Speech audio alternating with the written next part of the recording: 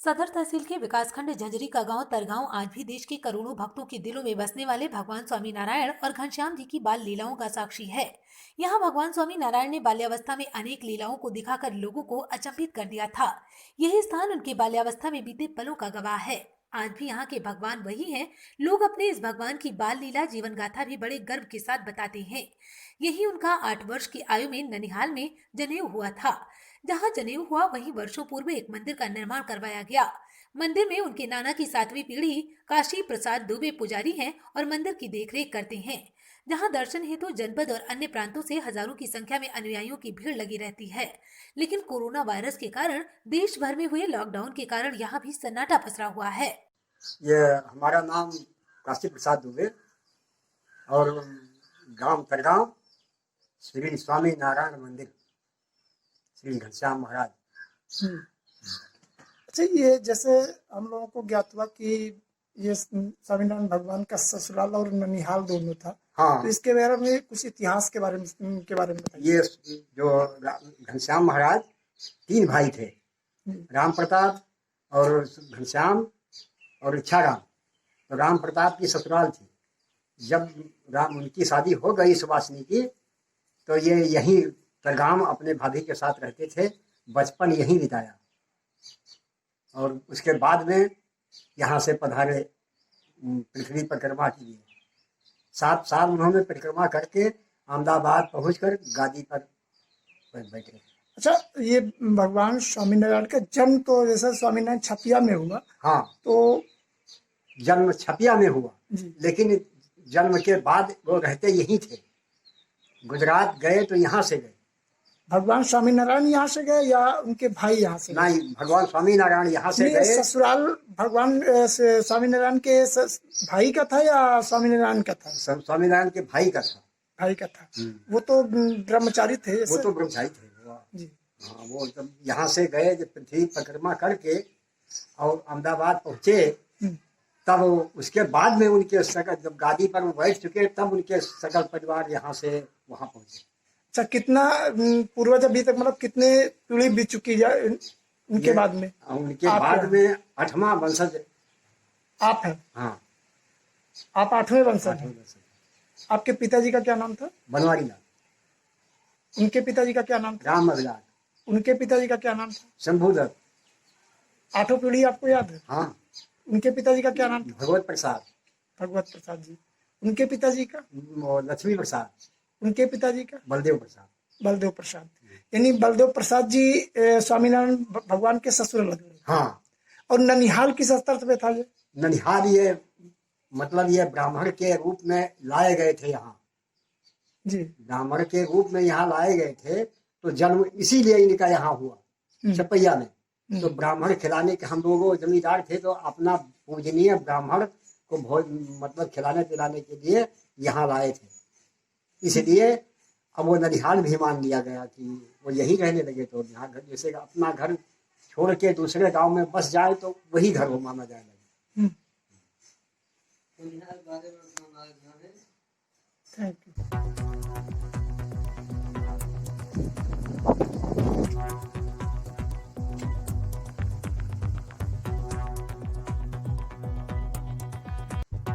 क्या नाम है आपका?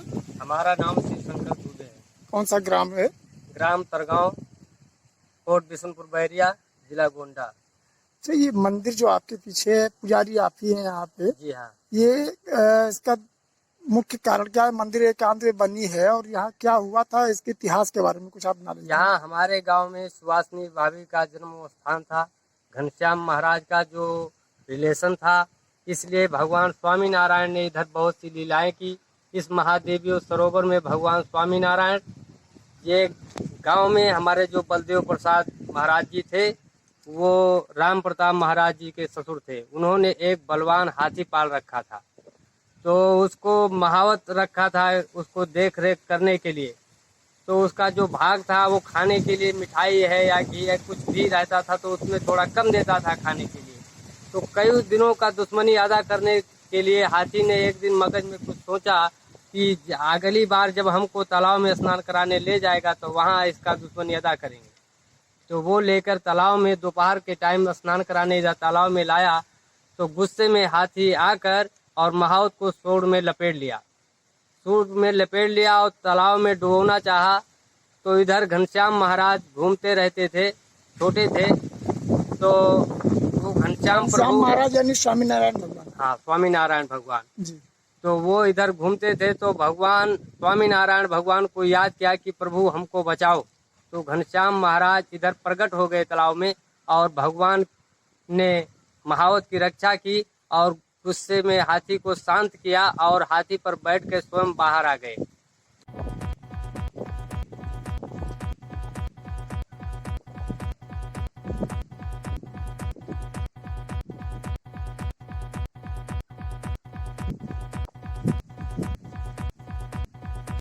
ये जो महादेव जी हैं, ये पोखरा की खुदाई होती थी। उस समय महादेव जी खोदते समय पोखरा में से निकले तो फावड़ा टकराया, खून निकलने लगा। तो सब लोग चकित हो गए, असमंजस में हो गए। तो भगवान ने सोचा इनकी असमंजस दूर करना है, वो धीरे धीरे ऊपर आ गए और सबकी मूर्छा हटा दी और भगवान महादेव जी का इधर स्थापना हुआ और सब श्रद्धालु इधर आने लगे और सबकी मनोकामनाएं भगवान महादेव जी पूरा करते थे। अच्छा, यहाँ पे लगभग गुजरात से ऐसे लोगों ने बताया कि काफी भीड़ आती है, तो गुजरात से भी लोग दर्शन करने के लिए आते हैं। हाँ, कितने लोग लगभग आते हैं? गुजरात से भी जैसे समय समय पे आते हैं। जैसे कोई छपैया में कुछ कार्य हो रहा है, कुछ कथा बैठी है, तो वहाँ जैसे 50 लोग आते हैं तो यहाँ एक ही गाड़ी आ जाती है, 10 ही लोग आ जाते हैं, लेकिन आते जाते यहाँ भी रहते हैं। जिसको कितनी संख्या में लोग आते रहे होते होंगे यहाँ पे? अब एक गाड़ी में 10-12 लोग आते हैं। एक गाड़ी आ गई, बस आती है तो उसमें छोटी बस आई तो उसमें 20-25 आदमी आ जाते यानी हैं। लोग छपिया में जो आते हैं यहाँ दर्शन करने जरूर आते हैं। हाँ, जिसको पता चलता है कि हाँ वहाँ मंदिर बन गया है वो आते हैं। जिसको नहीं पता चलता है कि अभी नहीं बना है उधर, वो नहीं आते। जिसको पता चल जाता है कि हाँ तरगांव में मंदिर भगवान का बन गया है तो अच्छा, वो ये लोग आते हैं। भगवान स्वामीनारायण का ससुराल था या ननिहाल था? नहीं, ननिहाल तो बहुत पहले था। जी। तो जैसे आपस में कभी ननिहाल है, कभी उसी गांव में ससुराल है, कभी ऐसे ऐसे धीरे धीरे बढ़ जाता। तो पहले ननिहाल था, उसके बाद में भगवान राम प्रताप महाराज जी का जो उनके भाई थे, मोटा भाई, बड़े भाई थे राम प्रताप महाराज जी, घनश्याम महाराज के, उनकी यहाँ शादी हो गई। जो जब से सुभाषनी, ससुराल हो गया। हाँ सुभाषनी जो उनकी पत्नी है, वो रेवती अवतार ही उनका जन्मो स्थान तरगांव में ही है। नहीं, उसी के बाद से मतलब शादी होने के बाद से ये ससुराल में तब्दील हुआ। हाँ तब्दील हुआ। तो वो Thank अपने you. मैके में रहती थी।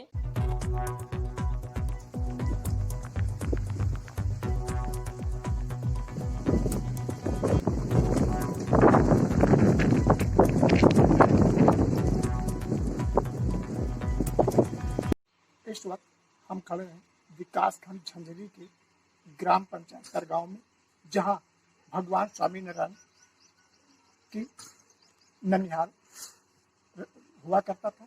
आज यहाँ उनके भाई की शादी होने के बाद ये ससुराल में तब्दील हो गया है। इस वक्त हम स्वामीनारायण भगवान के भाई राम प्रताप जी के मंडप स्थल पे खड़े हैं। यहीं पे उनकी शादी हुई थी। आप देख सकते हैं बगल में ये निर्मित करवा दिया गया, यहाँ पे उनकी शादी हुई थी। शादी होने के बाद से उनका ननिहाल ससुराल में। इस वक्त हम खड़े हैं जहाँ भगवान स्वामीनारायण व घनश्याम जी ने अपनी लीला दिखाया था तरगांव गांव में, जहाँ चिड़ियों को समाधि दिया गया था। आप देख सकते हैं यहाँ पे एक निर्माण कर दिया गया उस स्थल का, जिसमें ये भगवान स्वामीनारायण ने चिड़ियों को समाधि दिया था। चिड़ियों को मतलब इस तरह से उन्होंने कर दिया था कि चिड़िया जिस जगह पे थी उसी जगह पे रुक गई थी। अनाज जो मतलब बोया गया था उसको चूंग नहीं रही थी। उसके बाद में घर वालों ने जब आया तो उनको ऐसा कुछ किया कि वो चिड़िया उड़ गई, एक भी उसमें से अनाज उड़ा नहीं था। ये लीला उनका उस समय।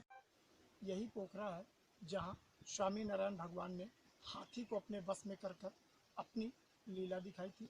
जहाँ एक हाथी सेवक का हाथी ने तो उसके ऊपर आक्रमण कर दिया था, जिसे अकेले भगवान ने खुद सुरक्षा प्रदान की और हाथी को एक शांत करके बाहर निकाला। लोग बता रहे हैं, यहाँ के पुजारी ने बताया कि यहाँ एक भोलेनाथ की प्रतिमा मिली थी खुदाई के समय।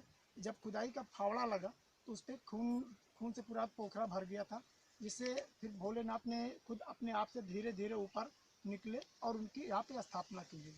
स्थापना करने के बाद में खुद भगवान स्वामी नारायण ने उनका पूजा पाठ अर्चन किया और यहाँ पे जितने लोग बीमार हो गए थे या मतलब मूर्छित हो गए थे वो सही हो गए। गोंडा से सर्कल के लिए केदारनाथ।